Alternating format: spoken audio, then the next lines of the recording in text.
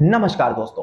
मैं दीपक शर्मा अंग्रेज आपका स्वागत करता हूं द लीगल चैम्बर में। अब दोस्तों, आज की इस वीडियो के अंदर हम साल 2023 की एक बड़ी महत्वपूर्ण जजमेंट ऑनरेबल सुप्रीम कोर्ट की आप सभी लोगों के लिए लेकर आए हैं। और इस जजमेंट के अंदर सेल डीड से रिलेटेड एक बड़ी महत्वपूर्ण चीज आप लोगों के लिए लेकर आए हैं। जी हां, हम सभी लोगों को पता है कि जब कभी भी सेल डीड बनाकर यानी कि बेनामा तैयार करके किसी व्यक्ति को संपत्ति बेच दी जाती है तो उस पर मालिकाना हक फिर खरीदार का हो जाता है। किंतु आज की जजमेंट के अंदर एक व्यक्ति ने सेल डीड के माध्यम से अपनी संपत्ति बेच दी और उस सेल डीड के अंदर एक ऐसी कंडीशन मेंशन कर दी जिसके बाद जिस व्यक्ति ने वो संपत्ति खरीदी थी उसको वापस वो संपत्ति उस संपत्ति के विक्रेता को लौटानी पड़ गई। जी हां, और ये मैटर कोर्ट के सामने भी गया और कोर्ट ने भी इस चीज को सटीक ठहराया कि अगर सेल डीड के अंदर ये कंडीशन मेंशन है तो वापस संपत्ति लौटानी पड़ेगी ही पड़ेगी। अब दोस्तों, ये वीडियो आप लोगों को देखना बेहद ज्यादा अनिवार्य है, क्योंकि अगर ऐसी कंडीशन फ्यूचर में आपके साथ बन गई या फिर ऑलरेडी आपके सेल डीड में एग्जीक्यूटेड है तो यकीन माने आज भी ये संपत्ति आपसे वापस ली जा सकती है। और रेलिवेंट ऑनरेबल सुप्रीम कोर्ट की जजमेंट भी ये बात साफ साफ निर्धारित कर देती है। अब दोस्तों, आखिरकार केस के फैक्ट्स क्या थे, बैकग्राउंड क्या है, केस का टाइटल क्या है, ऑनरेबल सुप्रीम कोर्ट ने क्या जजमेंट दी, ये सारी चीज वीडियो में मैं आगे आपको क्लियर करके देने वाला हूं। अब दोस्तों, अगर आप लोगों को हमारी ये वीडियोस अच्छी लगती हैं, आप लोगों को हमारी तरफ से किए गए एफर्ट्स अच्छे लगते हैं, तो मेरा आप लोगों से अनुरोध है वीडियो को आप लाइक जरूर करें और साथ ही साथ अपना वैल्यूएबल कमेंट सेक्शन में जरूर लिखें। इसके अलावा अगर आप हमारे थ्रू पर्सनली कंसल्टेशन करना चाहते हैं तो डिस्क्रिप्शन में आप लोगों को हमारी टीम का नंबर दिया है, उस नंबर पर आप कॉल करके अपनी कॉल बुक कराकर भी हमारे थ्रू कंसल्टेशन कर सकते हैं। तो चलिए दोस्तों, अब आज की इस वीडियो को हम ज्यादा लंबा ना करते हुए आज की इस वीडियो को स्टार्ट करते हैं।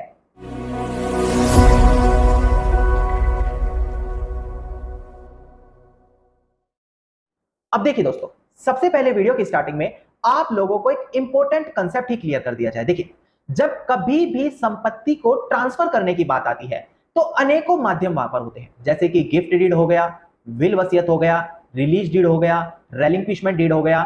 इसी प्रकार से सेल डीड भी होता है जिसको सरल हिंदी भाषा में बैनामा कहते हैं। अब दोस्तों, अगर आजकल रिसेंट की ऑनरेबल सुप्रीम कोर्ट की आप जजमेंट देखें तो जीपीए के माध्यम से खरीदी गई संपत्ति की कोई वैल्यू नहीं होती। अगर आप लोगों के पास सेल डीड है उसके बावजूद ही आपको संपत्ति का असल मालिक माना जाएगा, यानी कि संपत्ति का मालिक बनने के लिए प्रॉपर सेल डीड होना अनिवार्य होता है अगर आप किसी संपत्ति को खरीद रहे हैं। अब देखिए, जब कभी भी सेल डीड बनाई जाती है तो उसके अंदर अनेकों टर्म्स और कंडीशन होते हैं, जैसे कि कितने पैसे में संपत्ति बेची जा रही है, कितना टैक्स पे किया जाएगा, कब तक संपत्ति का पोजेशन लिया जाएगा, किस तारीख तक प्रॉपर्टी खाली करके खरीदार को दे दी जाएगी। ये सारी चीज या तो एग्रीमेंट टू सेल में नहीं तो सेल डीड के अंदर मेंशन की जाती है। अब दोस्तों, कई बार देखने को मिलता है कि जब कभी भी सेल डीड तैयार की जा रही है तो जो संपत्ति का विक्रेता है या फिर खरीदार है उसकी तरफ से एक स्पेशल क्लोज या स्पेशल कंडीशन वहां पर मेंशन कर दी जाती है।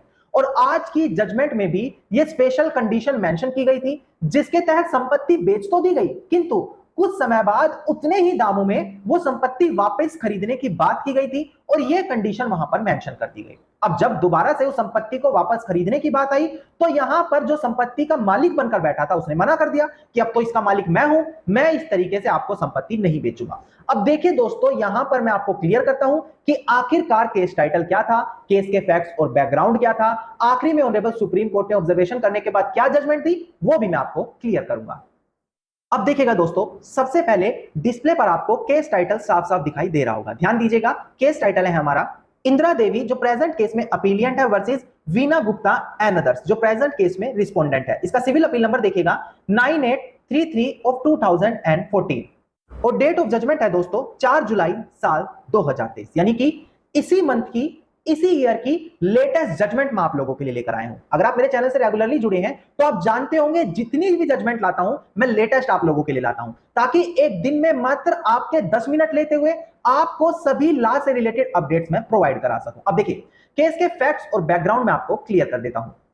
अब देखिए दोस्तों, प्रेजेंट केस के अगर फैक्ट्स के बारे में हम बात करें तो यहां पर जो ये विवाद है ये संपत्ति के रियल ओनर और किराएदार के बीच में है। जैसे कि क्या हुआ, संपत्ति के रियल ओनर को एक बार कुछ पैसों की जरूरत पड़ी जो करीबन 5,000 रुपए थे। अब उन पैसों को ना होने की वजह से उसने क्या किया, अपने ही किराएदार को 5,000 रुपए लेते हुए उस संपत्ति की सेल डीड बनाकर दे दी, यानी कि उसका बैनामा बनाकर किराएदार को दे दिया। पर उस सेल डीड के अंदर एक स्पेशल क्लोज मेंशन किया गया। उसके अंदर यह कहा गया कि 1984 जुलाई के मंथ से पहले किराएदार को जितने मैंने पैसे लिए हैं, यानी कि 5,000 रुपए जो मैंने लिए हैं, वो मैं वापस करके ये सेल डीड से संपत्ति वापस खरीद लूंगा। यानी कि कंडीशनल सेल डीड बनाई गई है टीनेंट के साथ, जहां पर यह बात की गई है कि कुछ समय बाद जितना पैसा मैंने तुमसे लिया है वो तुम्हें वापस लौटाकर आप मुझे ये सेल डीड के माध्यम से संपत्ति वापस कर देंगे। अब दोस्तों यहां पर क्या हुआ, कुछ समय बाद ही इसी मकान मालिक ने अपनी डॉटर इन लॉ यानी कि अपनी बहू के पक्ष में एक गिफ्ट डीड दे दी, जहां पर यह स्पेशल क्लोज मेंशन किया है कि मैंने अपनी उस प्रॉपर्टी को किराएदार को कंडीशनल गिफ्ट डीड के माध्यम से दिया है। अब आप 5,000 रुपए जब भी आपके पास हो उस किराएदार को देते हुए संपत्ति वापस ले लीजिएगा ना। दोस्तों यहां पर कुछ समय बाद ही जो डॉटर इन लॉ थी, उन्होंने उन पैसों का अरेंजमेंट करते हुए किराएदार को कह दिया कि भाई हमारे पास पैसे आ गए हैं, अब हमें हमारी आप सेल डीड वापस कर दीजिए ना। दोस्तों यहां पर किराएदार ने अब साफ तरीके से इनकार कर दिया कि अब मैं संपत्ति का मालिक हूं, और वैसे भी मेरे जो ये कॉन्ट्रैक्ट हुआ था ये प्रॉपर्टी के पिछले ओनर से हुआ था। आपको प्रॉपर्टी गिफ्ट डीड से मिली है, आप इसके नए ओनर हैं, तो आपके साथ मैं बाउंड नहीं हूं किसी भी प्रकार के कॉन्ट्रैक्ट को आगे बढ़ाने के लिए। और यह चीज कहते हुए साफ इंकार कर दिया डॉटर इन लॉ को ना। दोस्तों यहां पर यह मैटर ऑनरेबल ट्रायल कोर्ट के सामने डाला गया। ट्रायल कोर्ट ने इस मैटर की सुनवाई करने से ही इसे खारिज कर दिया। उसके बाद ये मैटर आगे अपीलियंट कोर्ट में गया, वहां पर भी इसको डिसमिस कर दिया गया। यानी कि अपीलियंट कोर्ट को भी यही लगा कि जो डॉटर इन लॉ है या फिर पुराना वेंडर है, उसके पास अभी अधिकार नहीं है कि वो अपनी प्रॉपर्टी को वापस सेल डीड के माध्यम से पा सके ना। अब ये मैटर ऑनरेबल हाई कोर्ट के सामने पहुंचता है। ऑनरेबल हाई कोर्ट क्या करता है, ट्रायल कोर्ट और अपीलियंट कोर्ट के फैसले को ही पलट कर रख देता है।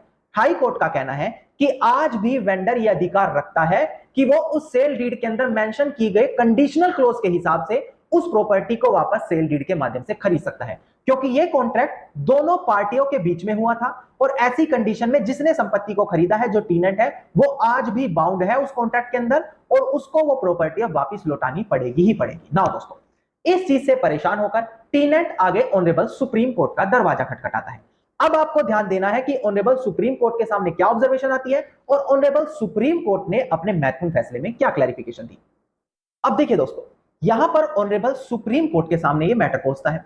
ऑनरेबल सुप्रीम कोर्ट के सामने यही चीज रखी जाती है कि प्रेजेंट सिनेरियो में जो डॉटर इन लॉ है वो गिफ्ट डीड के तहत यहां पर इसकी अथॉरिटी मांग रही है, क्योंकि गिफ्ट डीड के अंदर उसको प्रॉपर्टी मिली है। पर अगर हम सेल डीड को देखें तो वहां पर मिनिमम 5,000 रुपए के आसपास का एक अमाउंट था जिसके बदले में प्रॉपर्टी बेची गई है। तो ये कंडीशन वहां पर आ गई थी, और गिफ्ट डीड में किसी भी प्रकार का कंसीडरेशन अमाउंट भी नहीं होता। तो यहां पर डॉटर इन लॉ को यहां पर अथॉरिटी नहीं होनी चाहिए कि वो प्रॉपर्टी रिकवर कर सके। इसके अलावा यहां पर जो प्रॉपर्टी रिकवर कर सकता है वो केवल वेंडर कर सकता है। ये कुछ पॉइंट ऑनरेबल सुप्रीम कोर्ट के सामने रखे गए। अब देखिए, ऑनरेबल सुप्रीम कोर्ट ने अपनी ऑब्जर्वेशन में इसे साफ तरीके से निर्धारित की है कि अगर हम सेल डीड की लैंग्वेज को देखते हैं तो वहां पर यह पॉइंट कहीं भी मेंशन नहीं है कि जो वेंडर था, यानी कि प्रॉपर्टी का पहले रियल ओनर था, उसने यह पॉइंट कहीं भी सेल डीड में मेंशन नहीं किया कि हां इस प्रॉपर्टी की अथॉरिटी मैं किसी दूसरे को नहीं दे सकता। जी हां, सेल डीड में यह बात कहीं नहीं लिखी गई कि प्रॉपर्टी को रिकवर करने की अथॉरिटी वेंडर किसी और को नहीं दे सकता। तो जब ऐसा कोई पॉइंट वहां पर मेंशन नहीं है तो क्यों ना गिफ्ट डीड के माध्यम से डॉटर इन लॉ उसको रिकवर कर सकती। इसके अलावा ऑनरेबल सुप्रीम कोर्ट ने यहां पर यह भी कहा कि जब यह केस फाइल किया गया था, जो प्रॉपर्टी का रियल वेंडर था, जो अपीलियंट था, वो उस समय जिंदा भी था। तो प्रॉपर्टी को रिकवर करने के लिए उसी की तरफ से भी केस फाइल किया गया था। तो हम कैसे यह चीज मान ले कि केवल और केवल डॉटर इन लॉ यहां पर अथॉरिटी मांग रही है, उनका कोई लेना देना नहीं है। इसके अलावा जब सेल डीड में यह चीज स्पेसिफिकली मेंशन है कि इस टाइम के भीतर इतना लगभग पैसा, जो कि 5,000 रुपए के आसपास है, वेंडर वापस देकर वो प्रॉपर्टी अपने नाम वापस से करा लेगा, तो उसके अंदर जो प्रॉपर्टी का बायर था, यानी कि टीनेंट था, वो बाउंड ही था। उसको आज भी ये चीज माननी ही पड़ेगी। हां, अगर वो विद इन टाइम फ्रेम वो पैसा नहीं देता या पैसा लौटाने में सक्षम नहीं होता, तब इस पर टीनेंट अपना एकल अधिकार जमा सकता था। तो यहां पर ऑनरेबल सुप्रीम कोर्ट ने यही कहा कि अगर इसी प्रकार की कोई कंडीशन सेल डीड में मेंशन है तो वो एनफोर्सेबल होती है, यानी कि उसको एप्लीकेबल माना जाएगा लॉ की नजर में, अनटिल एंड अनलेस जो रीपर्चेस करने की कंडीशन है वो पर्सनल ना हो वेंडर की। पर्सनल मतलब जैसे कि वेंडर कह दे कि भाई जब मेरी इच्छा होगी मैं वापस मांग सकता हूं, खरीद सकता हूं। ये पर्सनल हो गया कि जब मर्जी उसका चाहेगा वो वापस ले लेगा, जब मर्जी चाहेगा वो बेच देगा। पर प्रेजेंट सिनेरियो में ये पर्सनल नहीं थी, क्योंकि इसमें कंसिडरेशन अमाउंट था, इतने समय के अंदर पे करना था, और उसके लिए वेंडर और जो बायर था दोनों एग्रीड हुए थे, दोनों के सेल डीड के अंदर साइन थे और दोनों के दोनों उस कॉन्ट्रैक्ट के अंडर बाउंड थे। तो इस चीज को ऑनरेबल सुप्रीम कोर्ट ने सटीक ठहराया और ऑनरेबल सुप्रीम कोर्ट ने कहा कि हाई कोर्ट ने अपना फैसला बिल्कुल ठीक ठहराया है। और यहां पर दोस्तों अब आप लोगों को भी क्लियर हुआ कि अगर इस प्रकार की कोई कंडीशनल सेल डीड है जहां पर आपको उस समय पैसों की रिक्वायरमेंट है, जो आप चाहते हैं कि थोड़े समय बाद हम वो पैसा वापस देकर वो प्रॉपर्टी वापस ले सकते हैं, तो आप कंडीशनल सेल डीड बनाकर ऐसा बिल्कुल कर सकते हैं। बस थोड़ा सा ध्यान देने वाली बात यह है कि वो जो कंडीशनल सेल डीड बनाई जाएगी किसी भी अच्छे एडवोकेट से ड्राफ्ट कराएं, ताकि फ्यूचर में जब उसको रिकवर करने का टाइम आए तो आपको कोई भी परेशानी वहां पर ना हो। दोस्तों धन्यवाद। दोस्तों उम्मीद करता हूं वीडियो के अंदर मिली जानकारी आप सभी लोगों के लिए बेहद ज्यादा लाभदायक साबित होगी। अगर आप लोगों को हमारी तरफ से किए गए एफर्ट्स अच्छे लगते हैं, मेरी तरफ से दी गई इंफॉर्मेशन आपको अप टू डेट लग रही है, तो छोटा सा अनुरोध है, वीडियो के अंदर अपना कमेंट जरूर करें, शेयर जरूर करें। इसके अलावा अगर आप इसी प्रकार की इंफॉर्मेटिव वीडियोस रोजाना पाना चाहते हैं तो चैनल को सब्सक्राइब करते हुए नोटिफिकेशन बेल आइकन आप जरूर दबा दें।